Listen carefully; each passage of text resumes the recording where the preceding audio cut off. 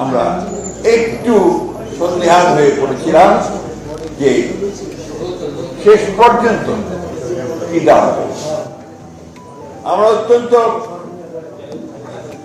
অনুপ্রাণিত হয়েছি, আশ্বস্ত হয়েছি যখন আমরা দেখলাম যে এই আন্দোলনের প্রধান দল বিএনপি ভারপ্রাপ্ত চেয়ারম্যান জনাব তারেক রহমানের সঙ্গে অন্তর্বর্তীকালীন সরকারের প্রধান উপদেষ্টা ডক্টর প্রফেসর মোহাম্মদ ইউনূস তিনি একটা সভা করলেন এবং সেই সভায় তারা কতগুলো বিষয়ে একমত করলেন।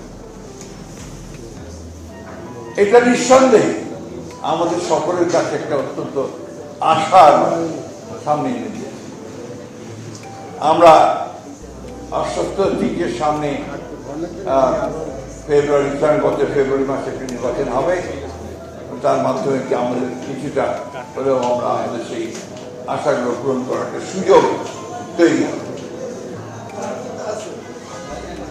আজকে এই অভ্যুত্থানের মধ্য দিয়ে একটা সুযোগ সৃষ্টি হয়েছে।